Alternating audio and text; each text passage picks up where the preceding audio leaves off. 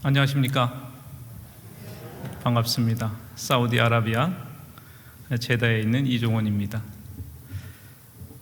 오래 살지는 않았는데 한 5년 정도 사우디아라비아에 살았는데 벌써 50년 살았던 한국이 좀 낯설게 느껴지기도 하고요, 좀 익숙하지 않은 그런 상황들을 종종 겪습니다.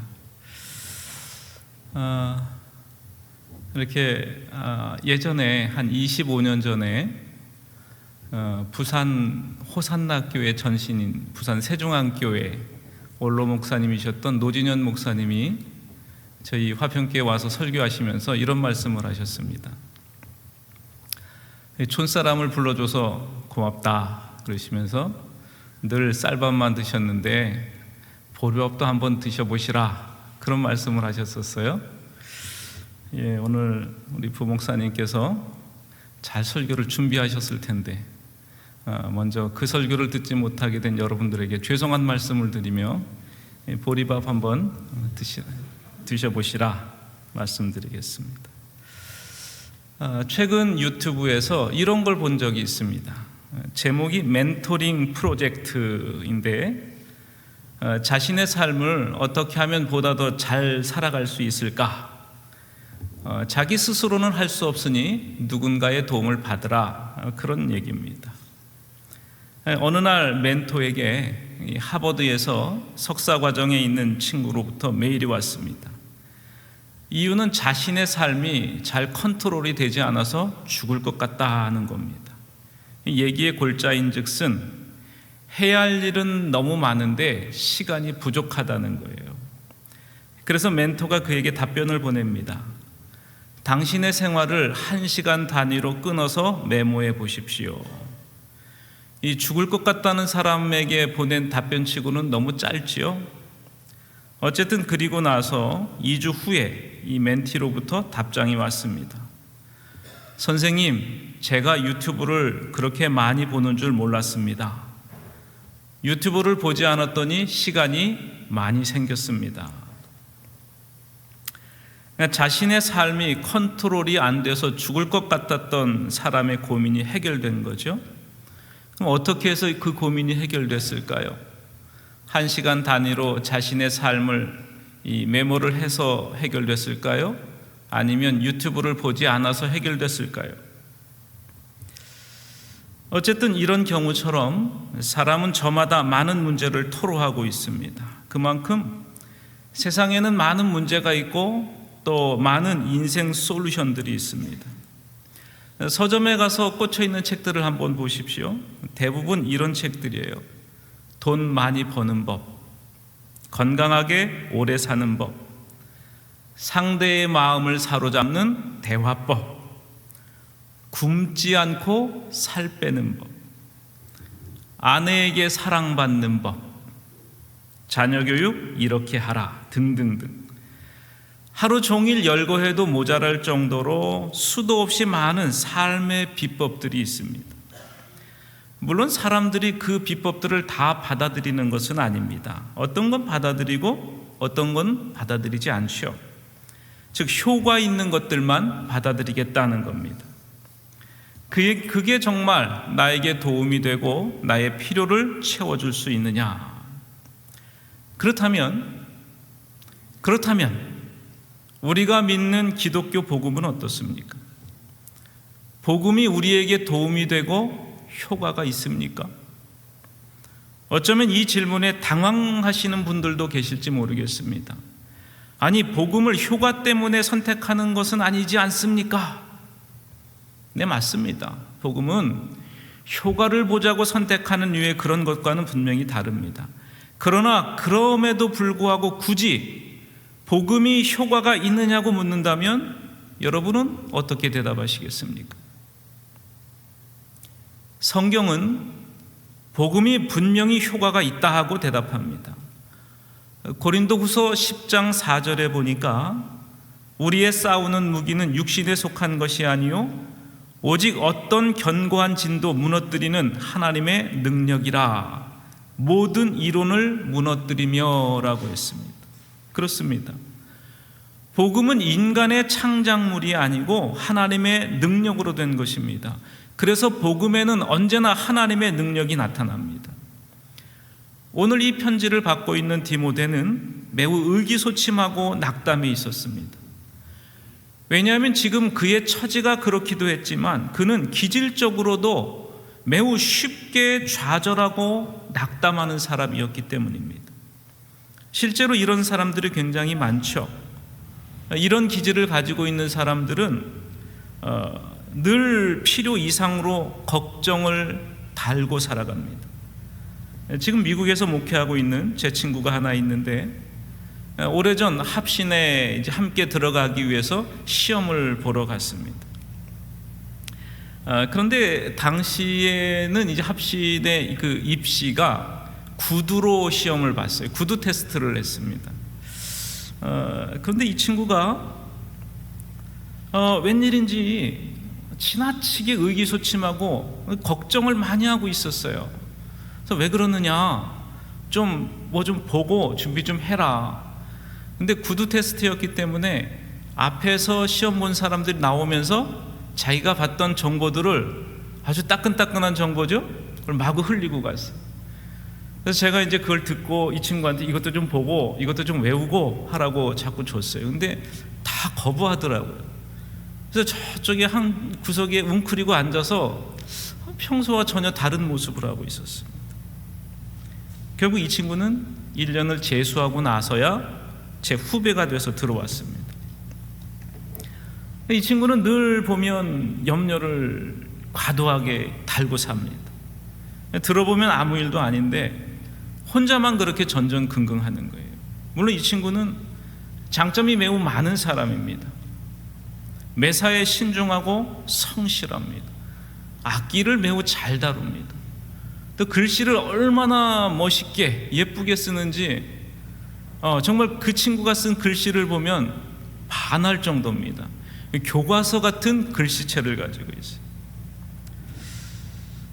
또 저는 좀 무심한 편이라 사람들에게 연락을 잘 안 하는 편이에요. 근데 이 친구는 때가 되면 늘 연락을 하고 인사를 해요. 저하고의 관계에서도 늘 이 친구가 먼저 인사를 해요. 잘 사는구나. 무슨 얘기냐면 사람들의 성격이 이렇게 다르다는 거예요. 어떤 사람은 그저 큰 일도 대범하게 넘기는가 하면 어떤 사람은 작은 일도 그것 때문에 전전긍긍하는 사람도 있다는 거죠. 가령 똑같은 유형의 성격의 사람들을 모아놔도 거기서도 A타입과 B타입으로 나누게 됩니다. 가령 성격이 급한 사람끼리 모아놨더니 거기에도 더 급한 사람이 있고 덜 급한 사람이 있다는 겁니다. 심리학에서는 사람의 기질을 다양하게 분류하는 일을 좋아합니다. 그렇게 해놓고 기질에 맞게 처방하겠다는 거죠. 하지만 사람들은 대개 한 가지 유형만 가지고 있지 않고 여러 유형의 기질을 함께 갖고 있어요. 그러니까 한 사람 안에 A, B, C, D 유형의 기질이 다 들어있다는 얘기죠. 그런데 어떤 사람의 경우에는 유독 한 가지 기질만을 과도하게 가진 경우가 있습니다. 아마도 디모데가 그런 경우가 아닌가 생각됩니다. 그에게 어느 날 자신의 영적 아버지요 스승인 사도 바울이 감옥에 갇혔다는 소식이 들려왔습니다. 가뜩이나 마음이 약한 디모데에게는 분명 견디기 힘든 소식이었을 겁니다. 한번 보십시오. 사도 바울은 감옥에 갇혀서 오늘 죽을지 내일 죽을지 알 수 없는 상황입니다. 그리고 디모데는 바로 그런 스승의 소식을 듣게 되었습니다. 그러나 이 최악의 상황을 대하는 두 사람의 태도가 매우 다릅니다. 오히려 당사자인 바울은 그런 상황에서도 이렇게 고백하고 있습니다. 내가 또 이 고난을 받되 부끄러워하지 아니함은 내가 믿는 자를 내가 알고 또한 내가 의탁한 것을 그날까지 그가 능히 지키실 줄을 확신함이라. 그는 매우 곤란한 상황에서도 장엄한 승리의 노래를 부르고 있는 것입니다. 감옥에서 언제 죽을지, 오늘 죽을지 내일 죽을지 알 수 없는 그런 상황에서 승리의 노래를 부르고 있어요. 그는 분명 자신이 고난 중에 있다고 진술하고 있습니다. 그러나 그럼에도 불구하고 내가 믿는 자를 내가 안다고 말하고 있습니다. 내가 믿는 자, 그분이 능히 지키실 줄을 확신하기 때문에 내가 지금의 고난을 견딜 수 있다는 겁니다. 이것이 바울이 인식하는 복음이었습니다. 보십시오. 내가 이 복음을 위하여 선포자와 사도와 교사로 세우심을 입었노라. 이로 말미암아 내가 또 이 고난을 받는다 하는 겁니다. 사도는 복음을 전하는 자라는 이유 때문에 감옥에 갇혔죠. 복음을 전하지 않았다면 감옥에 갇힐 이유도 없습니다. 복음으로 말미암아 내가 또 이 고난을 받되 그럼에도 불구하고 부끄러워하지 아니함은, 기독교의 큰 특징이 그럼에도 불구하고라는 단어 속에 들어있는 것 같아 보이지 않습니까? 고난이 오면 피하든가 아니면 처음부터 고난을 자초하지 않으면 됩니다. 그러나 그는 기꺼이 고난 속으로 들어갔고 여전히 고난 속에 머물러 있습니다. 그러나 그럼에도 불구하고 그는 내가 이 고난을 받되 부끄러워하지 아니함이라고 말하고 있습니다. 사도는 어떻게 해서 이렇게 말하게 되었을까요? 우리도 사도처럼 이렇게 말할 수는 없을까요? 사도는 한 사람의 기독교인으로 그 시대를 살았습니다. 우리 역시 한 사람의 기독교인으로 이 시대를 살아가고 있습니다.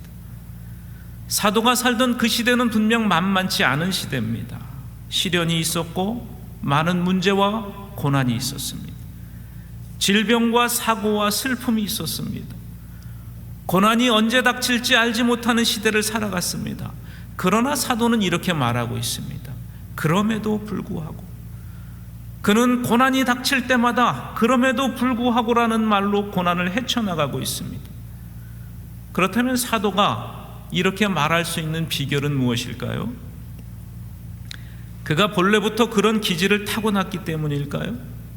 그는 기질적으로 매우 희망적이고 낙천적이고 명랑한 사람이었을까요?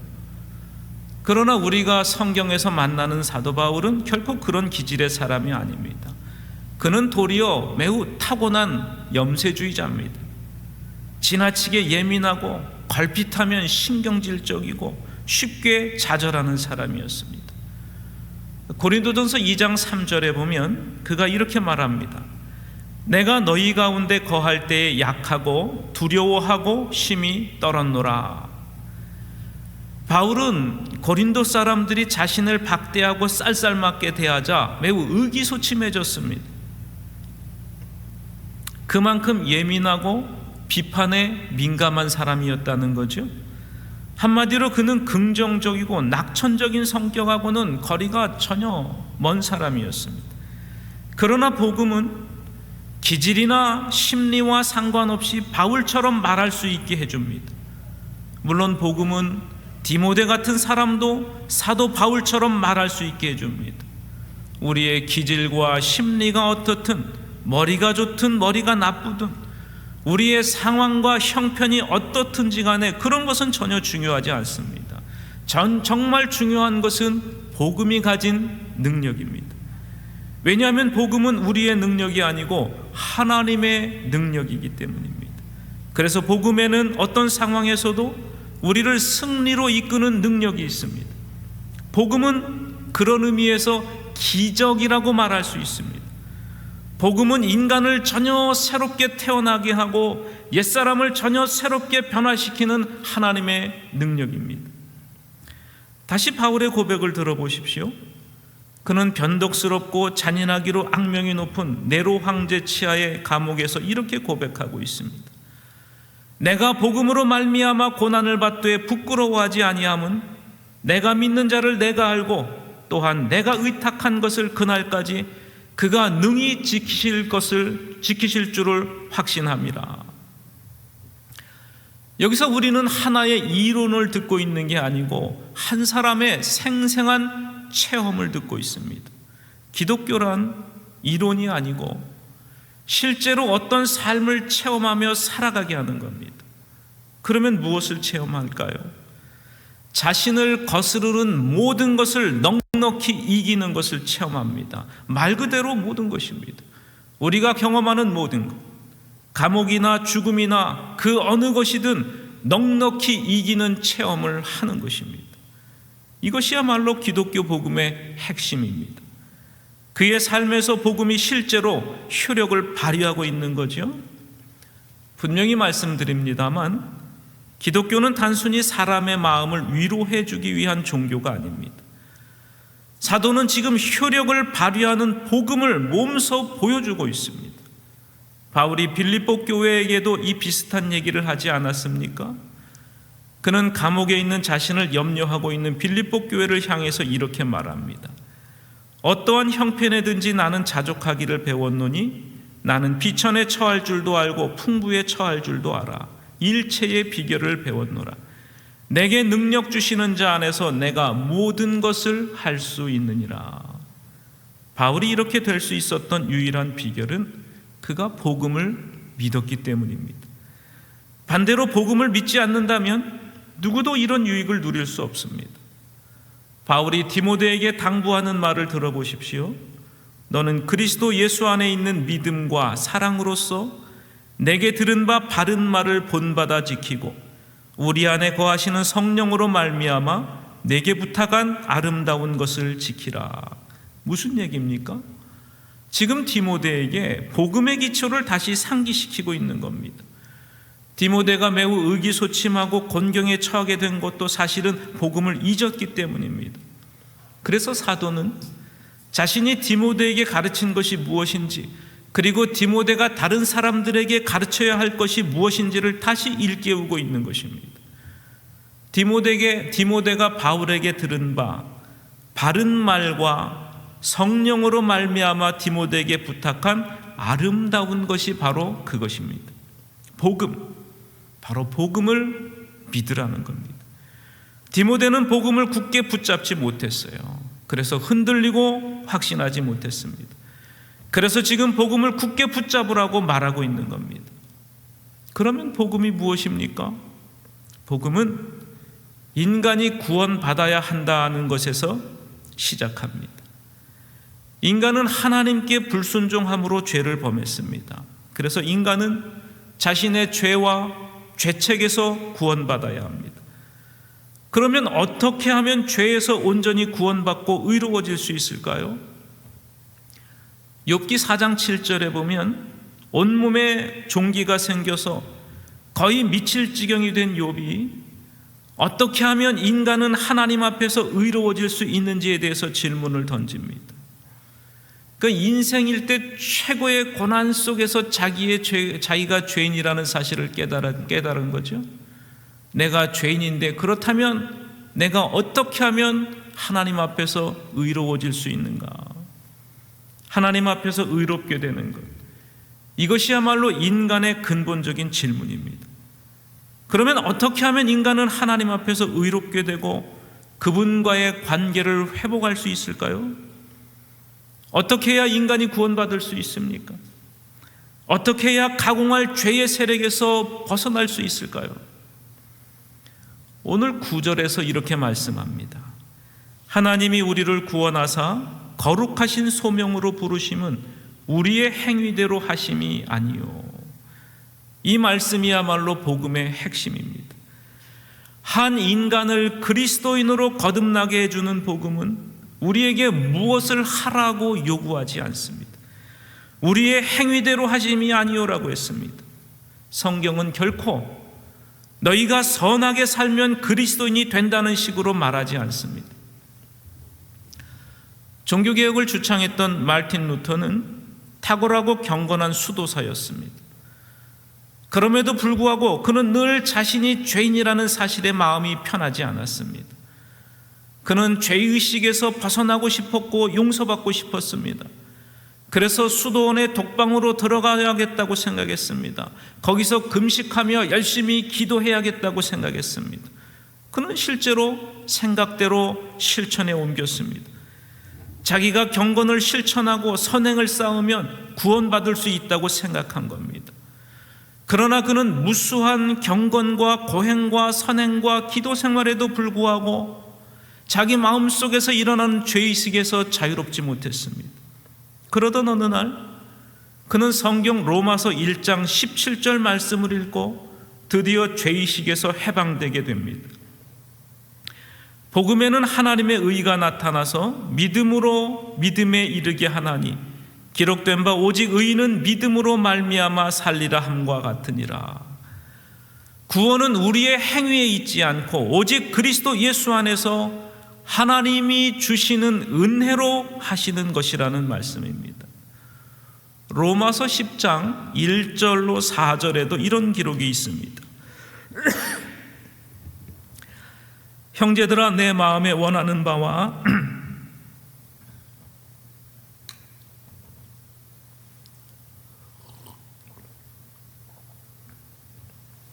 죄송합니다. 우리 같이 읽을까요? 로마서 10장 1절에서 4절입니다. 시작. 형제들아, 내 마음에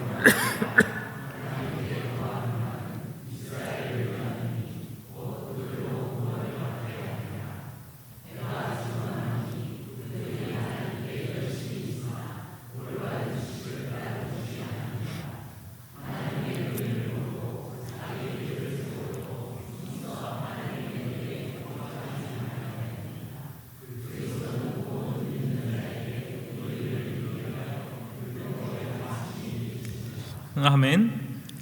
여기서 바울은 유대인들의 모든 문제가 스스로 자기 의를 세우려고 하는 데 있다고 했습니다. 그들은 하나님 앞에서 의롭다함을 얻기 위해서라면 무슨 일이든 했습니다. 내 힘으로 노력하고 시도해 보자고 한 거죠. 그러나 결과는 무엇입니까? 그것은 고작 자기 의를 세우는 것에 지나지 않았을 뿐입니다. 그 결과 하나님의 의에 복종하지 않게 된 겁니다. 그러나 오늘 9절에서 하시는 말씀이 무엇입니까? 하나님이 우리를 구원하사 거룩하신 소명으로 부르심은 우리의 행위대로 하심이 아니요라고 했습니다.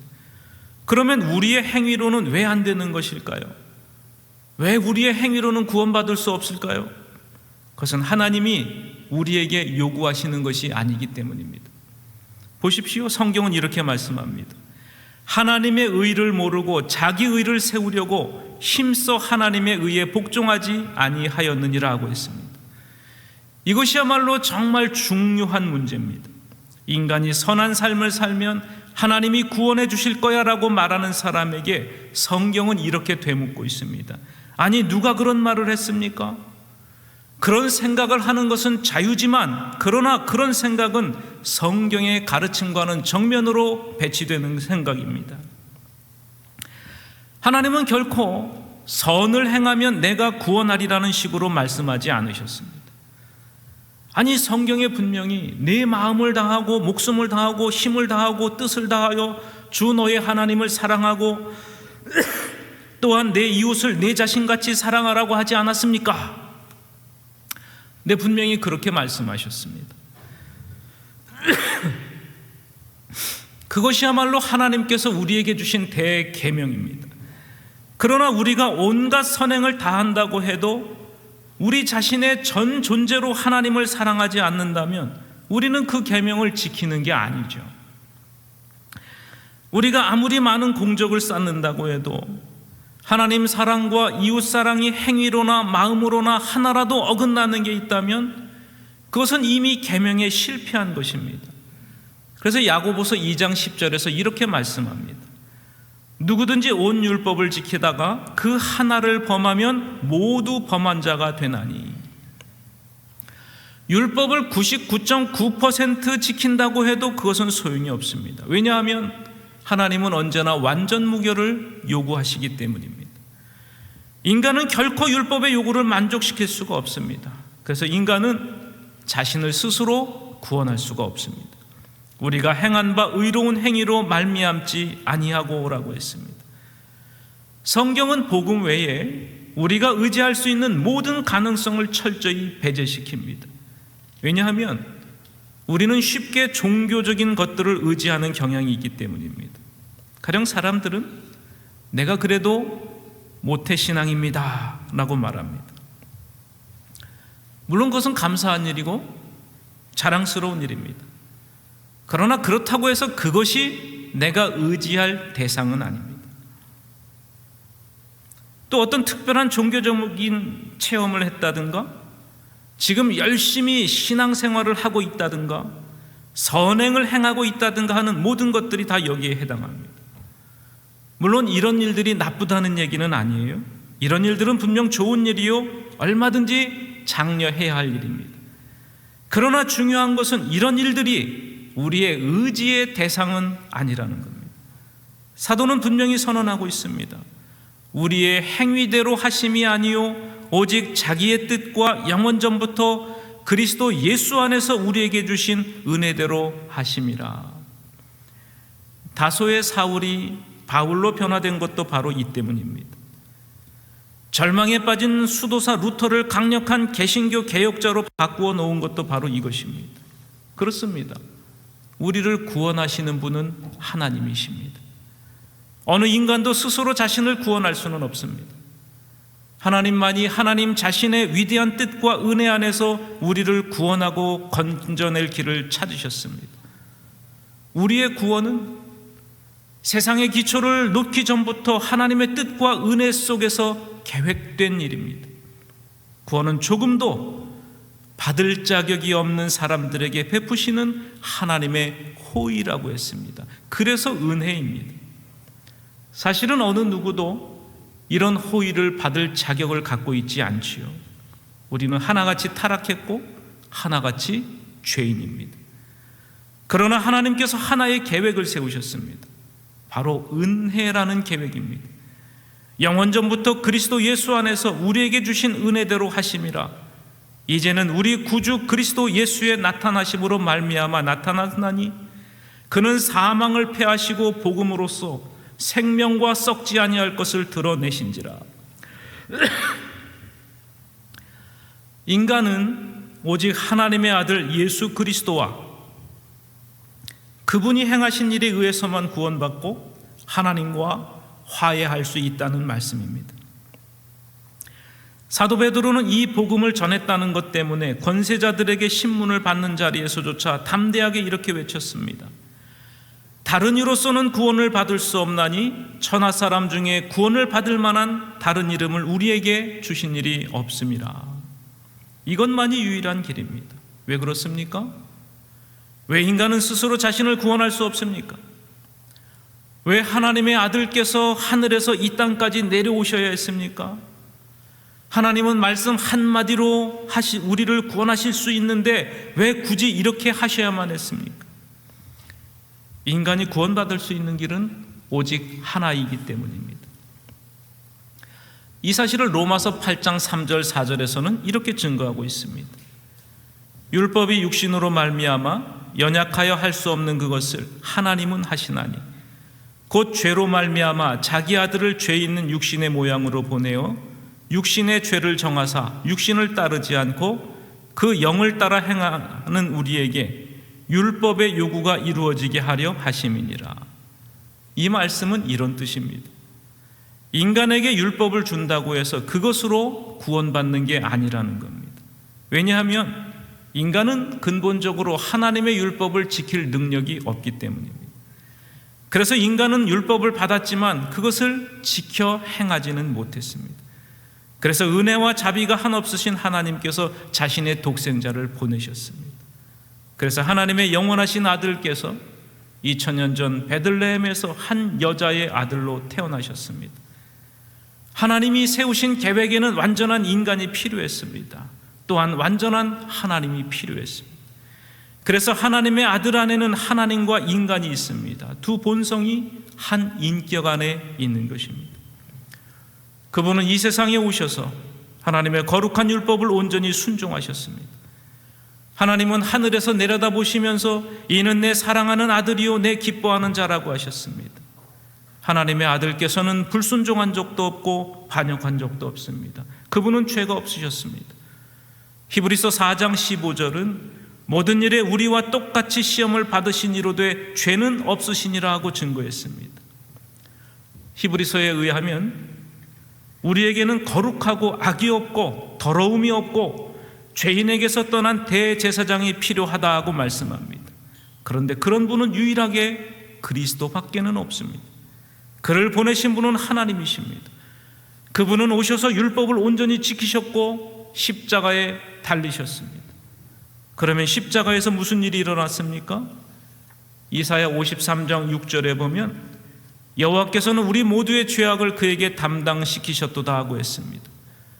그는 십자가에서 우리의 죄를 지신 어린 양으로 그렇게 죽으셨습니다. 이것이 바로 하나님이 우리를 위해 마련하신 은혜의 구원의 복음입니다. 이것만이 인간이 구원받는 길입니다. 이것이 오늘 사도가 디모데에게 바른 말을 본받아 지키라는 것의 내용입니다. 우리가 할 일은 주 예수 그리스도를 믿는 일이라는 것입니다. 사도는 이렇게 말합니다. 내가 하나님의 자녀이며 내 죄가 용서받았음을 알고 있다. 하나님이 내 아버지이시고 그의 약속은 영원히 확고함을 알고 있다. 그분께서 내가 너를 떠나지도 버리지도 아니하리라. 내가 너를 붙들리라. 내가 너를 지키리라. 내가 너와 함께하리라고 말씀하신 것을 내가 알고 있다고 말입니다. 내가 또 이 고난을 받되 부끄러워하지 아니함은 내가 믿는 자를 내가 알고 또한 내가 의탁한 것을 그날까지 그가 능히 지키실 줄을 확신함이라. 그리스도는 우리를 죄와 사망에서 구원하셨습니다. 그것은 하나님의 진노와 세상과 육체와 마귀의 횡포에서 구원하신 것을 말합니다. 그것은 동시에 우리에게 새로운 삶을 주셨다는 의미이기도 합니다. 즉 우리의 영혼 안에 하나님의 생명을 두시고 이 땅에서 시작해서 영원까지 이르게 하시는 것입니다. 이제 여러분에게 한 가지를 여쭙고 설교를 마칩니다. 혹시 여러분도 바울처럼 여러분이 믿는 분을 알고 계십니까? 여러분은 여러분 스스로 결코 자신을 구원할 수 없다는 사실을 알고 계십니까? 하나님은 하나님의 아들을 이 땅에 보내셔서 우리를 위한 모든 대속의 죽음을 죽게 하셨습니다. 그래서 우리의 죄를 용서하시고 우리를 하나님의 자녀로 삼으셨으며 영원한 기쁨의 나라의 상속자가 되게 하셨습니다. 그래서 여러분은 이제 이렇게 말할 수 있게 되었습니다. 나는 부끄러워하지 않습니다. 왜냐하면 내가 믿는 자를 내가 알고 있기 때문입니다. 부디 여러분이 믿고 있는, 여러분이 알고 있는 그분을 더욱 풍성히 알게 되시기를 바랍니다. 그래서 2000년 전의 상황과 전혀 다를 바가 없는 이 험난한 세상을 여러분이 믿고 있는 그분의 능력으로 승리하는 삶을 살아가시기를 주님의 이름으로 축원합니다. 기도하시겠습니다. 아버지 하나님, 은혜를 감사를 드립니다. 2000년 전이나 지금이나 여전히 우리는 연약한 자들이요 스스로 자기를 죄로부터 구원할 수 없는 자들임을 고백드립니다. 그러나 하나님께서는 영원전부터 저희들을 위한 구원을 계획하셨고 하나님의 아들을 보내셨으며 적당한 때에 복음으로 저희들을 부르셔서 믿게 하시고 또 믿는 바 우리 구주를 알게 하시며 이 땅을 살아가는 동안에도 여전히 그분을 붙잡고 살아가게 하신 은혜를 감사를 드립니다. 아버지 하나님, 여기에 귀한 교회를 세우시고 그리스도 예수의 복음으로 사람들을 모으셨으니 이제 하나님의 교회로서 세상 가운데 하나님의 나라를 나타내며 증거하며 그렇게 살게 하는 멋진 교회를 주께서 붙잡아 주시고 그 믿음이 변치 않게 하시며 많은 사람들에게 그리스도 예수를 증거하는 복된 교회가 되게 하여 주시옵소서. 예수님의 이름으로 기도하옵나이다. 아멘.